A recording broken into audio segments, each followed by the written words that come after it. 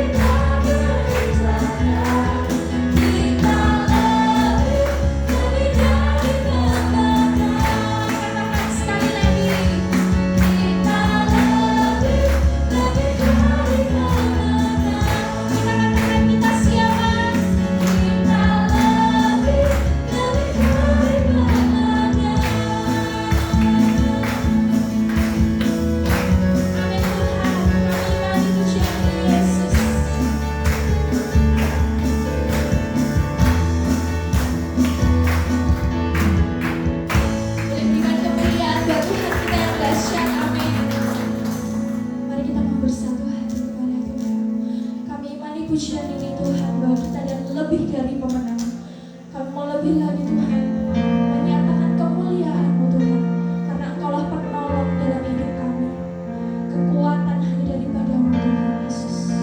Terima kasih Bapa. Terima kasih Yesus.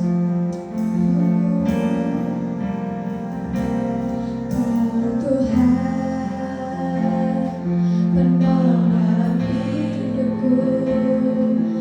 Percaya hanya kepada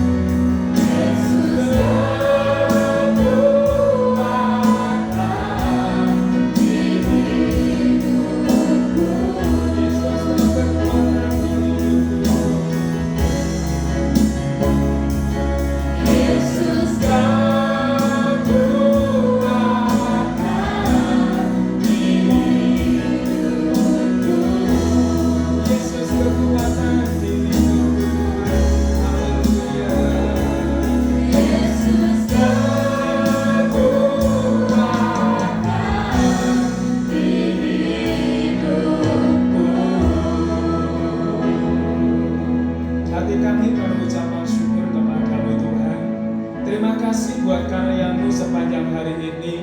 Dan saat ini kami sudah memuji memuliakan Engkau. Kami percaya Tuhan bahwa pujian penyembahan kami Tuhan sudah terima dari tempat yang maha tinggi. Dan ini merupakan doa yang berbau harum di hadapan Engkau ya Bapa. Tuhan, kalau sebentar kami akan menikmati kebenaran firman-Mu Tuhan. Kami percaya firman-Mu Tuhan sungguh-sungguh menguatkan iman kami ketika kami mensyukuri apa yang Tuhan sudah kerjakan di dalam setiap kehidupan kami. Urapi kami semua Tuhan, urapi firman-Mu, urapi hamba-Mu, supaya apa yang kami dengar saat ini menjadi merupakan satu pegangan hidup, pedoman hidup untuk kami tetap bersekutu dengan Engkau. Terima kasih Tuhan, terpujilah nama-Mu. Kami siapkan hati kami untuk menikmati firman Tuhan di dalam nama Tuhan Yesus. Haleluya. Amin, amin, amin. Puji Tuhan. Silakan duduk Bapak Ibu, shalom. Puji Tuhan, hari ini Bapak Gembala pelayanan di Sukabumi dan pulangnya kemungkinan hari Senin sore baru dari sana ya, besok sore. Puji Tuhan. Dan hari ini kita akan sama-sama belajar kebenaran firman Tuhan, di mana 2 minggu yang lalu kita sudah belajar ya, 2 minggu berturut-turut maksud saya bahwa kita sudah belajar tentang gereja Bapak Ibu ya. Saya juga akan menyampaikan tentang gereja Tuhan yang kuat. Sungguh ketika kita melihat keadaan akhir-akhir ini ya, gereja Tuhan mengalami penurunan, mengalami stagnan, mengalami ketidakgairahan untuk memuliakan Tuhan. Bahkan mendengar firman Tuhan pun sangat malas Bapak Ibu.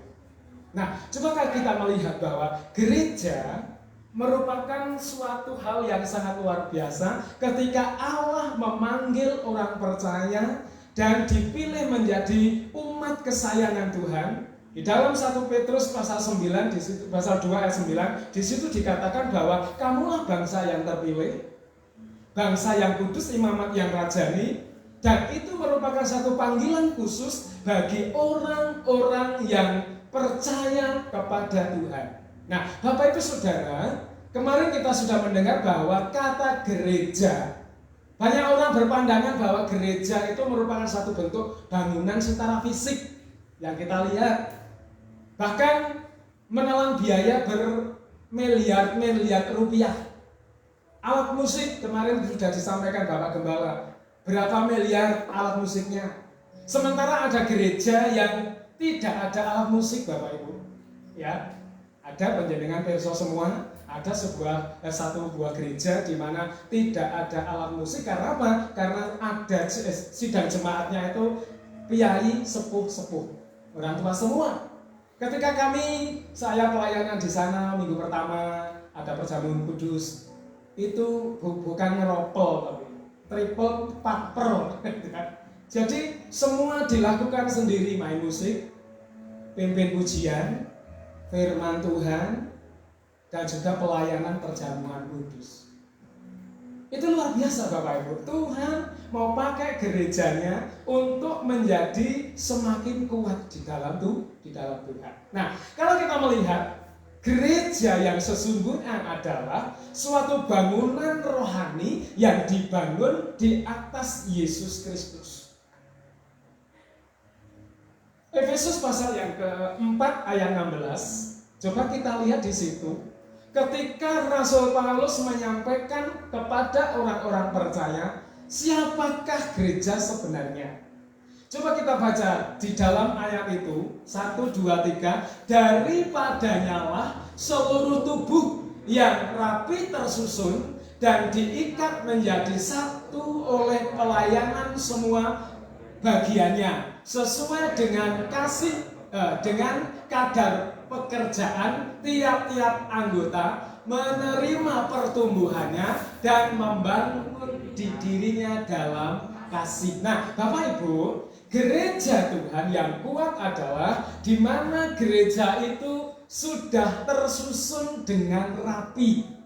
Ya, tersusun dengan rapi, dengan satu pelayanan merupakan satu tubuh yang adalah Kristus sebagai kepala dari tubuh itu, dan ini merupakan hasil dari pelayanan dan pekerjaan masing-masing supaya mereka memahami betapa hebat, betapa kuat, betapa dahsyat bahwa panggilan Allah terhadap gereja, supaya gereja itu mampu mengemban tugas sebagaimana Tuhan berikan kepada orang percaya. Maka dari itu kemarin kita sudah pelajari bersama-sama, ada gereja kapal selam, ada gereja pesiar, ada gereja-gereja lain Bapak Ibu. Tetapi yang jelas bahwa gereja Tuhan yang kuat adalah gereja Tuhan yang memiliki otoritas dari Tuhan dan sudah rapi tersusun, diikat oleh pelayanan yang Tuhan tetapkan supaya gereja itu menghasilkan buah yang matang dan buah itu terus memuliakan Tuhan. Nah, Bapak Ibu Saudara yang saya kasih dalam Tuhan, gereja yang kuat tentunya dapat dilihat dari segi apa Bapak Ibu? Saya catat ada 4 hal yang perlu kita ketahui sebagai gereja Tuhan yang kuat. Mungkin Bapak Ibu Saudara semua memilih, wah saya sudah kuat kok sebagai anak Tuhan, saya sudah kuat sebagai orang percaya, saya sudah kuat sebagai orang yang setia kepada Tuhan. Tetapi ketika Alkitab berkata seperti Petrus berkata, Tuhan, aku rela mati buat engkau. Tetapi ketika Tuhan berkata, hai Petrus, sebelum ayam berkokok engkau sudah 2 kali menyangkal aku. Kehebatan manusia tak ada batasnya. Bahkan Pak Petrus sendiri mengaku, Tuhan, aku berani mati buat engkau. Apakah tanda dia kuat? Dia pamer dengan kekuatan bahwa dia beriman kepada Tuhan. Tetapi ketika Yesus berkata, sebelum ayam berkokok engkau 2 kali menyangkal aku. Apa yang terjadi ketika Petrus mengalami hal seperti itu?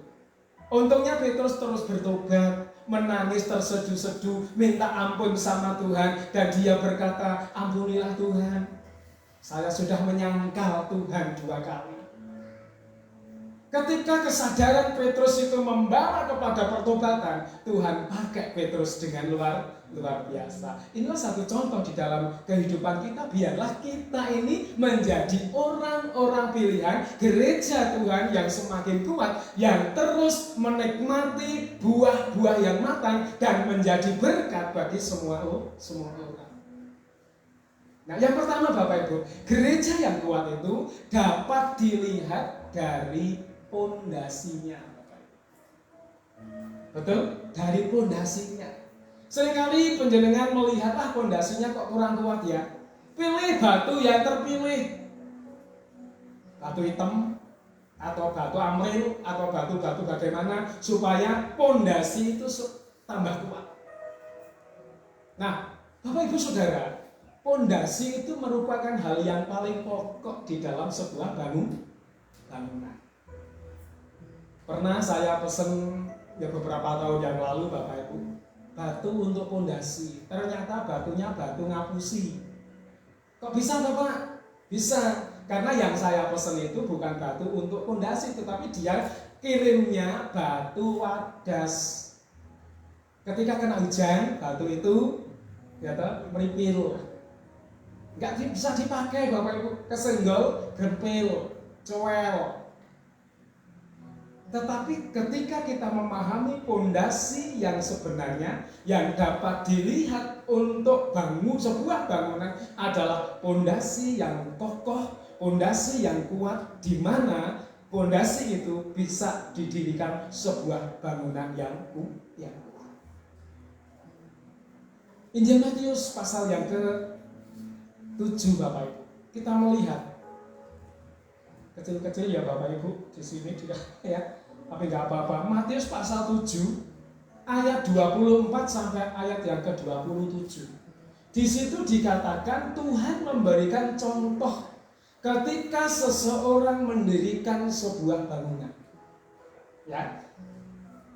Bangunan seperti apa yang dimaksud oleh Tuhan ketika bangunan itu terjadi dan terbentuk Bapak Ibu? Rasul Paulus menyampaikannya supaya, Tuhan Yesus ya, bukan Rasul Paulus.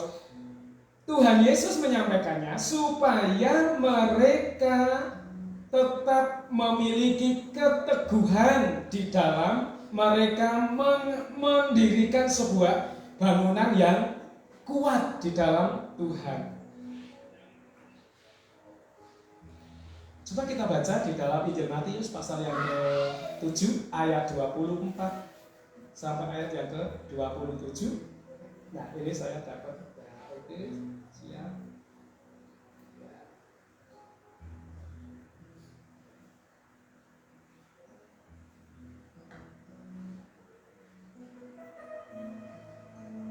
Saya besarin ya, saya besarin supaya dalam bisa dibaca Bapak Ibu.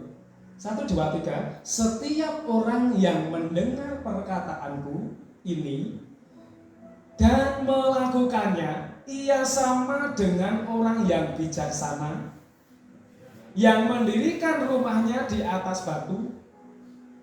Kemudian datanglah hujan dan datanglah banjir, lalu angin melanda rumah itu, tetapi rumah itu tidak roboh sebab didirikan di atas batu. Tetapi setiap orang yang mendengar perkataanku ini dan tidak melakukannya, ia sama dengan orang yang bodoh yang mendirikan rumahnya di atas pasir, kemudian turunlah hujan dan datanglah banjir, lalu angin melanda rumah itu sehingga rubuhlah rumah itu dan hebatlah kerusakannya. Jadi ini sebuah contoh ketika Tuhan Yesus memberikan satu perumpamaan seseorang yang mendirikan rumahnya di atas batu dan di atas pasir. Orang yang mendirikan rumahnya di atas batu itu ibarat orang yang bijaksana, orang yang arif, orang yang pinter. Ketika angin datang, banjir datang melanda rumah itu, tentunya rumah itu kokoh, rumah itu kuat. Karena didirikan di atas batu. Kemudian yang kedua, orang yang mendengar perkataan firman Tuhan dan tidak melakukannya, itu sama dengan orang yang mendirikan rumahnya di atas pasir. Ketika banjir datang, angin melanda, robohlah rumah itu dan hebat kerusakannya. Itu berarti memberikan satu gambaran buat kita supaya kita terus menikmati karyanya ketika kita ada di dalam pondasi yang kuat di atas batu itu. Nah, Tuhan Yesus juga sampaikan ketika Yesus berkata kepada Petrus, Bapak Ibu. Ketika Petrus berkata demikian, Tuhan, Engkau adalah Mesias, Anak Allah yang hidup. Yesus berkata apa? Bukan engkau Petrus yang berkata, melainkan Bapa di surga yang berkata bahwa aku adalah Mesias. Engkau bukan lagi Simon, tetapi hari ini kamu Petrus, sebab engkau adalah batu karang. Dan di atas batu karang inilah aku mendirikan jemaatku. Dan alam maut tidak menguasai. Nah, ini yang terus terjadi ketika jemaat Tuhan atau gereja Tuhan tentunya ada kekuatan di dalamnya. Bapak Ibu, saya bertanya ini, panjenengan sudah merasa kuat belum? Belum. Panjenengan kuat? Kalau iman kita didasarkan dalam pondasi di dalam batu karang yang kokoh di dalam Yesus Kristus, tentunya kita akan memiliki sebuah bangunan yang kuat. Nah, bangunan yang kuat itu dilihat dari pondasinya dulu. Kalau zaman dulu Bapak Ibu menawi bangun saking kajeng, meniku cagak-cagakipun meniku ada yang namanya ompak. Untuk apa? Untuk alas tiang itu sebagai penyangga. Ompak itu ompak. Ya, tapi sekarang nggak ada lagi ompak, tetapi pondasi digali dalam-dalam. Bahkan membutuhkan ada cakar ayam, gitu. Berapa meter di kedalamannya, supaya apa? Supaya ketika bangunan itu didirikan semakin kokoh kan semakin.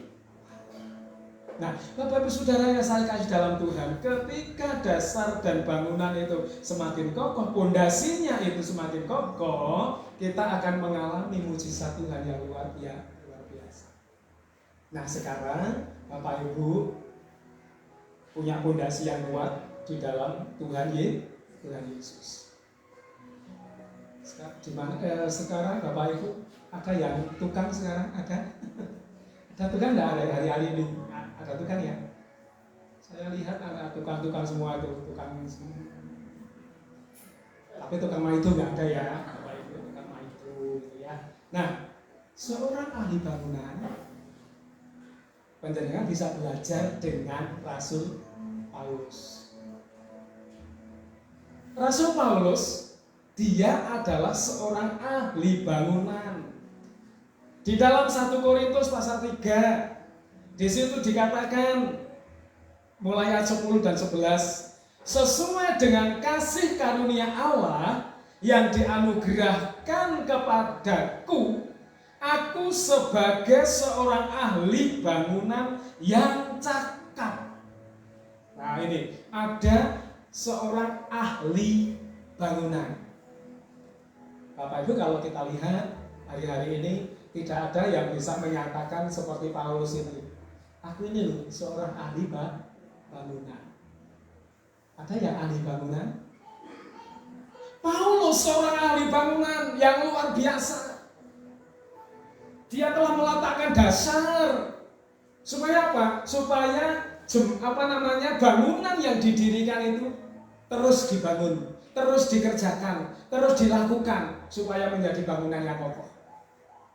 Nah, kemudian kita melihat di dalam ayat ini, seorang ahli bangunan yang cakap telah meletakkan dasar dan orang lain membangun terus di atasnya.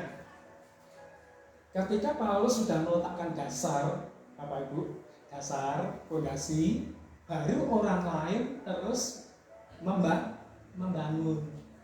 Orang lain itu siapa? Kita ini, Bapak Ibu. Ya.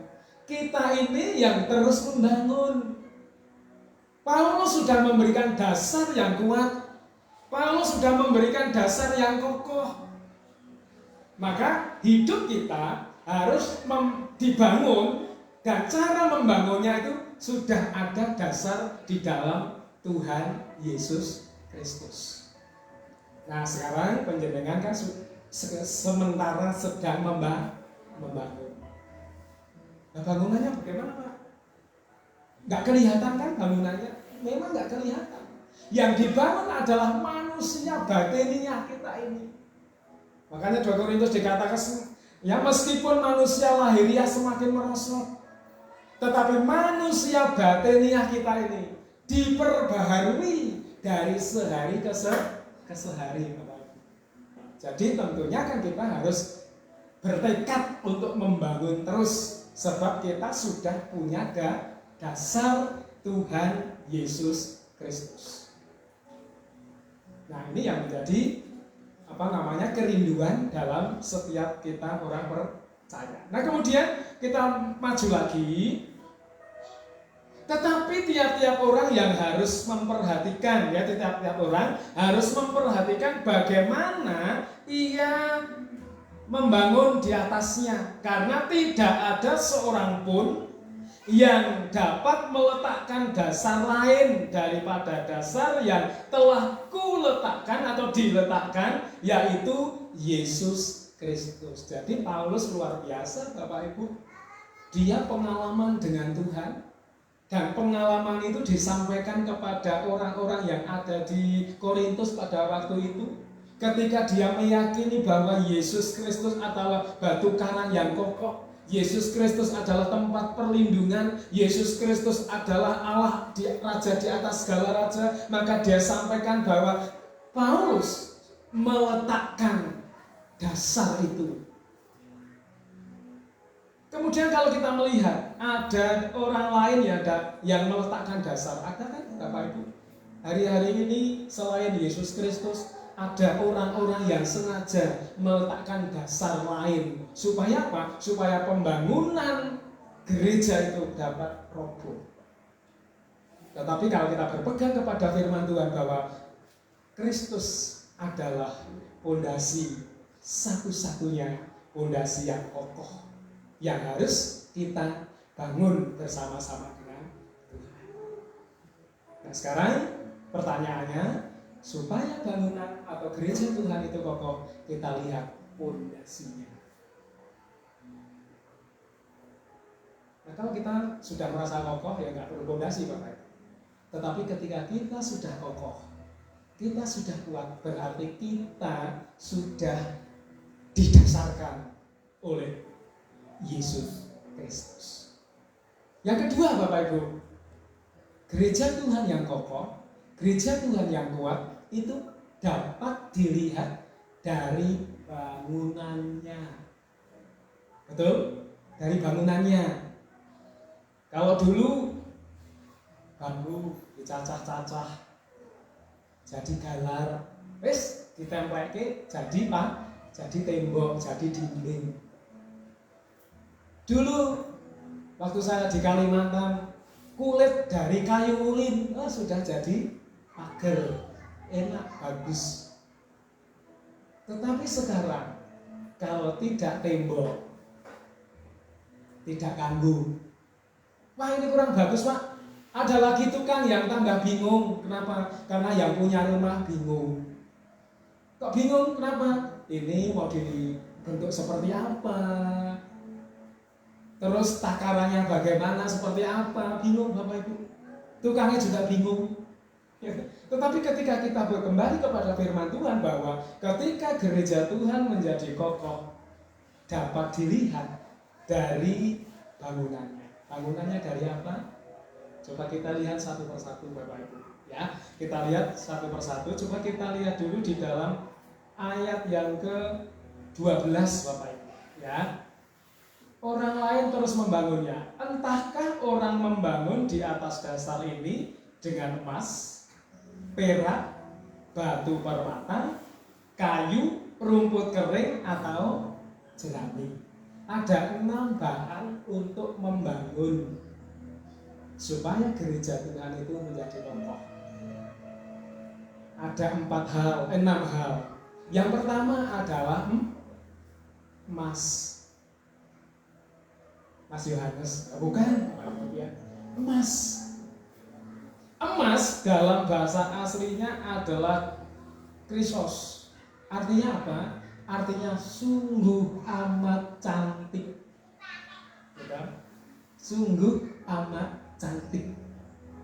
Kalau wanita-wanita itu dikasih nama Mas, padahal Mas itu punya cowok Bapak Ibu. Padahal artinya sungguh amat cantik. Dari emas. Nah sekarang di Pulau Jawa ini emas itu banyak campurannya. Tapi waktu saya di Kalimantan emas itu murni. Dari kuning ke merah-merahan itu berapa karat itu ya? Di atas 24 karat, mungkin ada 36 atau bagaimana. Ada agak kemerah-merahan. Kalau digosok itu nggak nempel, nggak lecek. Tapi kalau di Jawa itu digosok pakai batu uji itu bisa apa nempel gitu, emasnya nempel karena campuran. Nah, yang Tuhan maksud adalah emas murni yang terus dipakai untuk pembangunan gereja Tuhan.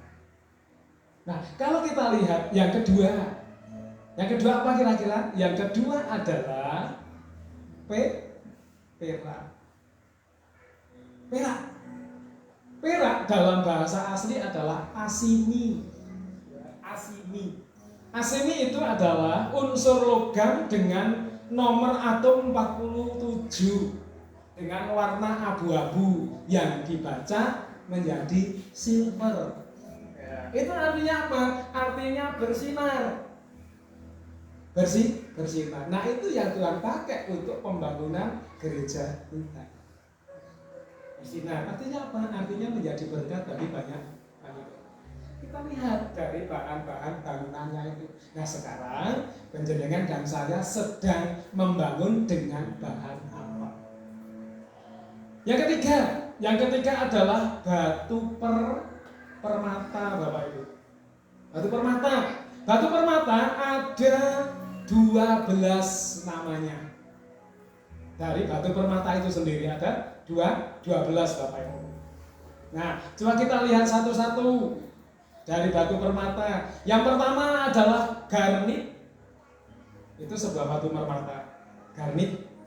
Panjenengan kagungan batu permata garnit. Kemarin beberapa waktu yang lalu berlomba-lomba cari batu. Gitu? Cari batu yang tidak punya cuma saya. 20 jari dipakai semua batu. Merah, kuning, hijau, hibiniu, mejiku, hibiniu. Batu garnit. Yang kedua, batu ametis. Ametis. Angel banget ini. Ametis. Punya yang seperti itu dari batu permata. Yang ketiga, batu aquamarin. Wow, ada batu aquamarin. Tidak hanya satu batu permata kok, tetapi ada jenis-jenis batu yang dipakai untuk bahan bangunan. Batu aquamarin. Punya batu dikit aja sudah, kalau jalan gitu. Ada nggak kira-kira? Ada Ibu ya. Nah kemudian yang keempat batu berlian. Ada namanya batu berlian. Itu batu permata yang dipakai. Yang kelima batu zamrud. Ada di Alkitab, batu zamrud. Kemudian yang keenam batu mutiara. Itu masuk di batu permata. Yang ketujuh rubi. Ada ikan asmanipun Ibu Rubi. Itu batu permata. Ibu Rubi. Rubi namanya. Nah, kemudian yang kedelapan peridot. Malah ada peridot juga ya Bapak Ibu. Kemudian yang kesembilan kita lihat batu safir. Batu permata safir. Yang ke-10 batu opal. Yang ke-11 ratna cempaka. Dan yang ke-12 batu pirus. Nah ini bahan-bahan yang dipakai untuk pembangunan gereja Tuhan. Nah sekarang 3 hal ini penjenengan sudah membangunnya Bapak Ibu.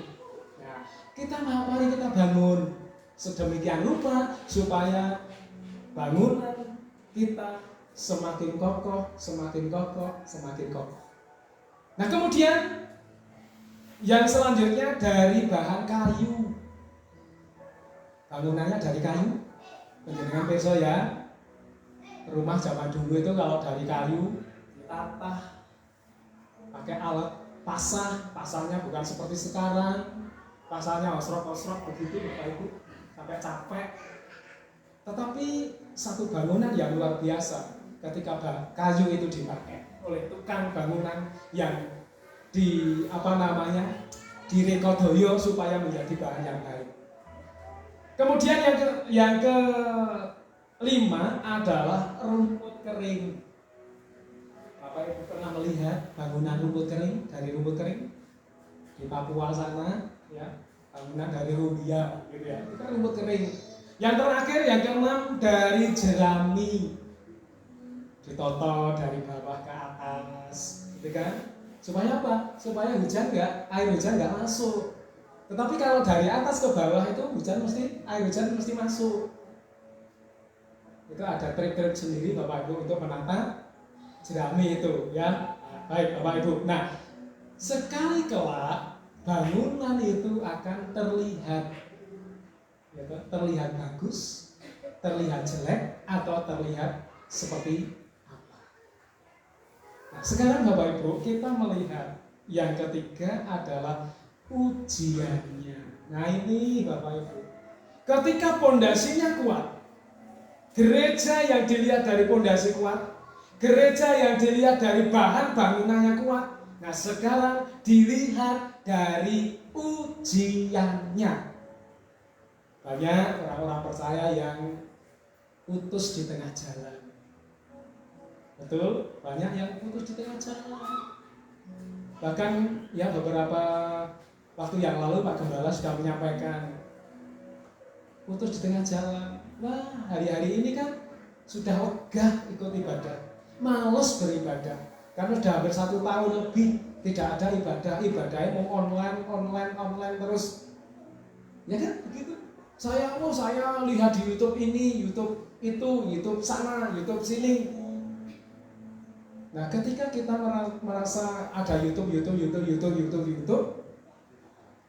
apakah greget kita untuk beribadah masih ada? Itu loh Bapak Ibu. Pernah saya dengar, khotbahnya Bapak itu loh, hebat, luar biasa, memberkati, nggak salah Bapak Ibu.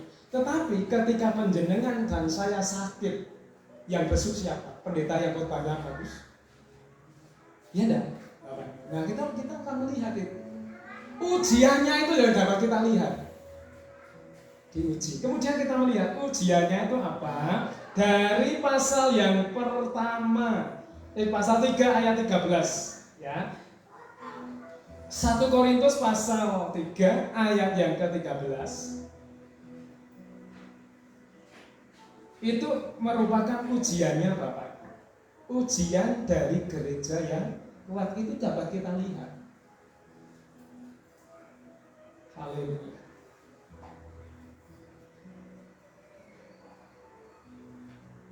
Sekali kelak pekerjaan masing-masing orang akan nampak. Karena hari Tuhan akan menyatakannya, sebab ia akan nampak dengan api. Dan bagaimana pekerjaan masing-masing orang akan diuji oleh api itu. Tentunya semua pekerjaan itu diuji. Ujian itu bukan hanya untuk anak-anak yang sekolah, mahasiswa yang masih kuliah. Harus ada ujian Bapak Ibu. Tetapi kita orang percaya ketika bangunan menjadi kokoh, kita lihat ujiannya kuat atau tidak. Alkitab berkata pencobaan yang kamu alami adalah pencobaan biasa yang tidak melebihi kekuatanmu.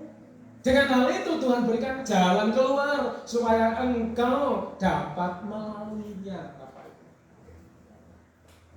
Nah, oleh sebab itu ketika kita mengalami ujian, kuat gak? Kuat gak dengan ujian itu? Betul? Gak mungkin kita anak Tuhan kalau ikut Yesus itu baik-baik saja. Ujiannya itu berat, Bapak Ibu. Berat. Sering saya alami hal itu. Ujiannya berat. Tetapi ketika kita syukuri, kita nikmati ujian itu, merupakan hal yang sangat luar biasa. Ya, ada pengalaman bersama dengan Tuhan. Ayub berkata di dalam pasal 23 ayat 10, karena ia tahu jalan hidupku, seandainya ia menguji aku akan timbul seperti emas. Bapak Ibu pengen timbul seperti emas mencorong?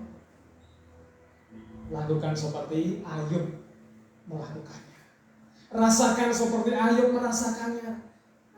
Seandainya ia menguji aku akan timbul seperti emas. Berarti dia tahan uji.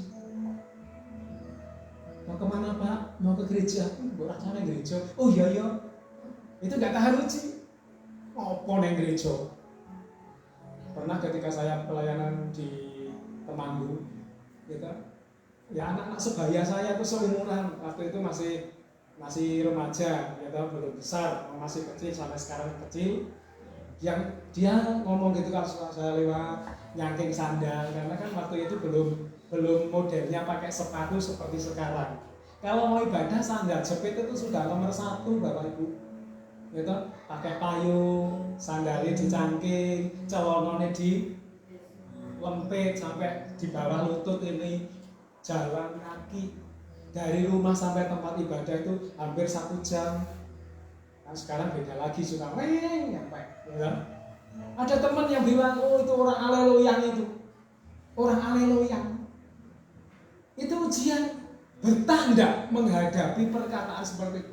Oh haleluya. Orang haleluya yang jelas bukan haleluya, tapi orang haleluya itu saya alami bertahun-tahun Bapak Ibu. Dan saya doa Tuhan, terima kasih. Jadikan berkati orang ini yang memuliakan Tuhan.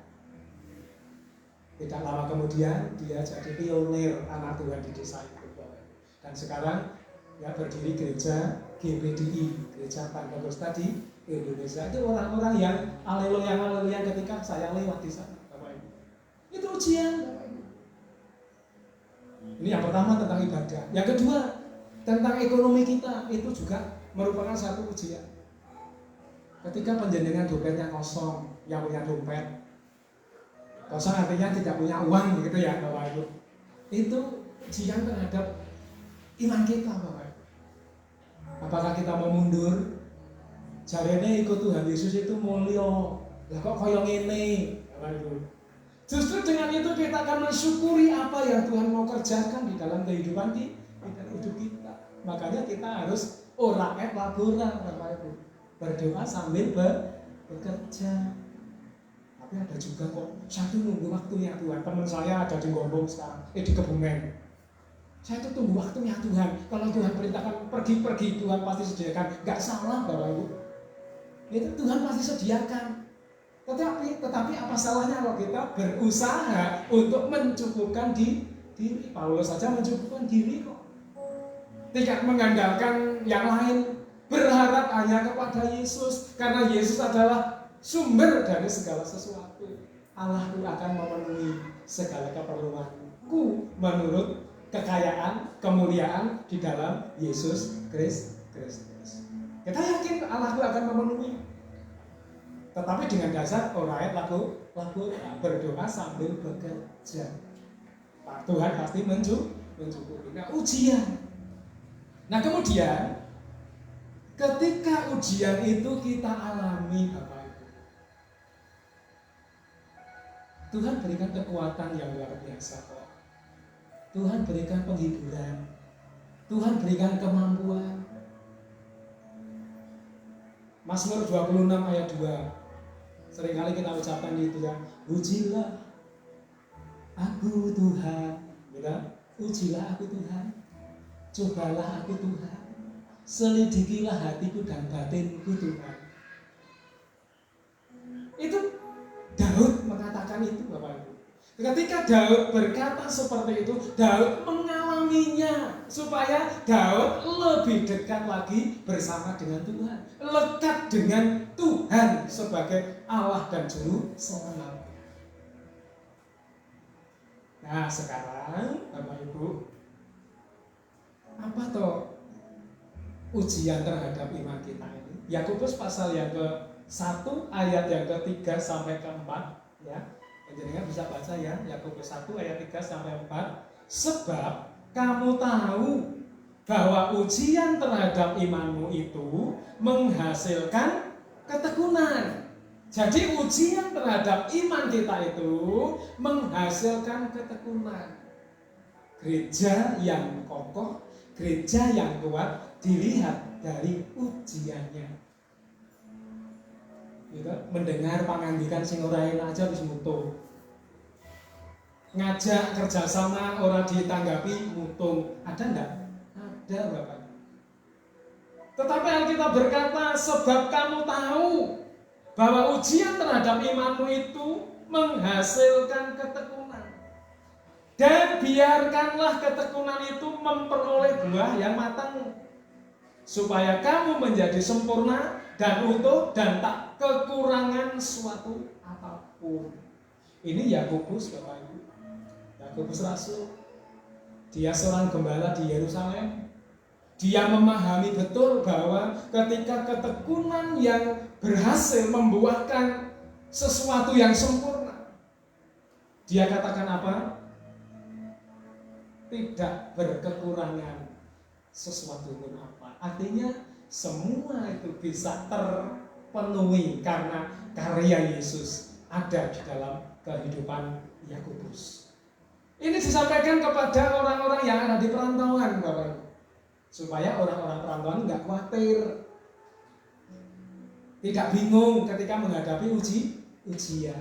Tapi syukur bahwa Yakobus memberikan satu kekuatan yang kokoh kepada orang-orang yang ada di perantauan, supaya orang-orang yang ada di perantauan mengalami Tuhan dalam hidup mereka. Dan yang terakhir, Yang keempat adalah hasilnya, Bapak Ibu. Panjenengan kersa hasilnya. Mau ya hasilnya, Bapak Ibu? Hasil itu tidak membohongi proses. Gereja Tuhan yang kuat dapat dilihat dari hasilnya. Coba kita lihat di dalam pasal yang ketiga ayat 14. Jika pekerjaan yang dibangun seseorang tahan uji, ia akan mendapat upah. Nah, ini loh Bapak Ibu. Upah. Jadi yang kita tunggu-tunggu itu apa tuh Bapak Ibu ketika kita bekerja, kita membangun suatu rumah rohani, yaitu upah. Upah itulah yang dinanti-nantikan orang-orang percaya. Ketika orang percaya meyakini janji Tuhan itu ya dan amin. Bekerjalah dengan bahan-bahan yang sudah disampaikan oleh firman Tuhan, emas, perak, dan batu permata. Bukan kayu, bukan rumput kering, bukan juga jerami. Nah sekarang saya nggak tahu Bapak Ibu panjenengan sedang membangun dengan bahan apa. Kalau hasilnya itu bisa mendapat upah karena ujian yang dialami tahan, berarti bahannya itu dari emas, perak, dan batu permata. Tetapi kalau pekerjaannya hasilnya itu gosong, mutungan, gelonan, berarti itu bangunannya bukan dari emas, perak, dan batu permata. Nah sekarang yang tahu panjenengan dan Tuhan Bapak Ibu, ya ini luar biasa hasilnya. Yakobus 1 ayat 2 sampai 4 di situ dikatakan, saudara-saudaraku, anggaplah sebagai suatu kebahagiaan apabila engkau jatuh ke dalam berbagai pencobaan. Lawang jatuh dalam pencobaan kok kon bahagia, Bapak Ibu. Itu nyeleneh kok ayat ini Bapak Ibu. Nyeleneh. Aneh. Tetapi janji firman Tuhan, kalau kita anggap pencobaan itu sebagai satu kebahagiaan, maka pencobaan yang kita alami itu tidak melebihi kekuatan kita. Dan hasilnya itu adalah sebuah upah yang disediakan oleh Tuhan untuk kita yang tahan uji, untuk kita yang pondasinya kokoh, untuk kita yang bahan bangunannya dari emas, perak, dan batu permata. Nah itu yang harus ada di dalam kehidupan kita. Matius 5 ayat 12 di situ dikatakan, bersukacita dan bergembiralah karena upahmu besar di surga, sebab demikian juga telah dianiaya nabi-nabi yang sebelum kamu. Bersukacita dan bergembiralah karena upahmu besar di surga. Bapak Ibu, seringkali kita mendengar, nek ora oleh apa-apa mbok rasa melayani. Ada kan, saya pernah dengar itu, nek ora oleh apa-apa ora usah melayani. Tetapi ada penghiburan tersendiri di dalam Matius pasal 5 ayat 12 itu. Ada hamba Tuhan yang bernyanyi gini, wah pelayan di mana? Di sana. Oh iya toh. Nah, kita berjuang di sana. Nyanyi dia, upahmu besar di surga. Upahnya besar di surga, Bapak Ibu. Itu yang dinanti-nantikan, bukan yang sekarang ini. Makanya monggo kita jangan pasang kuda-kuda ancang-ancang mau mundur dari Tuhan. Upahnya itu besar di dalam kerajaan surga. Bangunan yang kokoh itu akan melihat hasilnya luar biasa. Maunya hasil Bapak Ibu, yuk hasil itu tidak membohongi proses, harus jalani prosesnya dulu supaya Tuhan terus pakai kita menjadi saluran berkat dari firman Tuhan. Ayat yang terakhir dari anjuran firman Tuhan itu 2 Yohanes pasal yang 2 Yohanes ayat 8. Ini hanya satu pasal saja Bapak Ibu ya. 2 Yohanes ayat 8. 1, 2, 3. Waspadalah supaya kamu jangan kehilangan apa yang telah kamu kerjakan itu, tetapi supaya kamu mendapat upahmu sepenuhnya. Amin, Bapak Ibu. Jangan sampai kehilangan dari pekerjaan kita. Yuk kita lakukan bersama-sama dengan Tuhan. Pasti Tuhan berikan kemampuan, Bapak Ibu. Saya mampu karena Kristus. Kristus adalah kekuatan hidup kita. Amin. Puji Tuhan. Jadilah gereja Tuhan. Ya, jadilah gereja Tuhan yang kuat, yang kokoh, yang teguh lewat bangunannya, lewat pondasinya, lewat ujiannya, dan akan menikmati hasilnya yang indah dan luar biasa yang disediakan Allah di dalam Kristus Yesus Tuhan kita. Haleluya. Amin. Mari kita datang kepada Tuhan. Kekuatan di hidupku ku dapat dalam Yesus. Haleluya. Tuhan, kami bersyukur kepadamu di sore hari ini. Engkau sudah melawat kami dengan firman-Mu. Kami percaya bahwa kami menyadari kami lemah tanpa Engkau, tetapi kami memiliki iman yang kuat karena kekuatan itu hanya ada di dalam Engkau, Tuhan. Terima kasih. Kami bersyukur bahwa firman Allah menguatkan iman kami untuk kami terus berdiri teguh di dalam kebenaran firman Tuhan. Terima kasih. Dalam nama Yesus, kekuatan di hidupmu.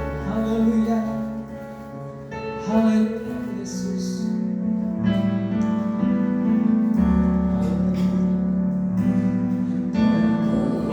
Kekuatan di hidupku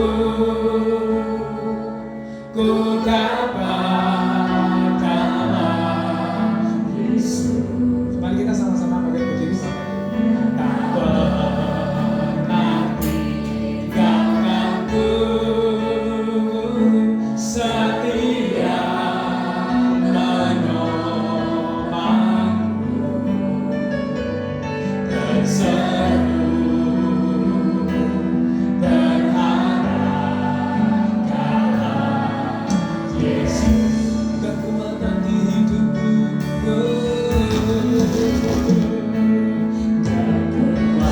kekuatan di hidupku ku dapat dalam Yesus. Dia tak pernah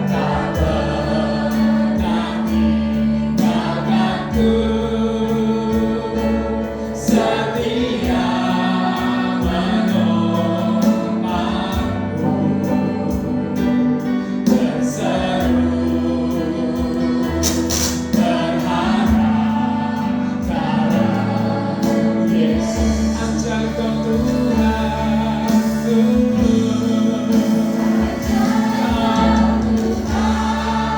penuh kuasa, sanggup pulihkan keadaanku, dalam tanganku seluruh hidupku, tak akan goyah selamanya. Engkau Tuhan, penuh kuasa, sanggup pulihkan keadaanku, dalam tanganku seluruh hidupku, tak akan goyah selamanya, tak akan goyah selamanya, tak akan goyah selamanya.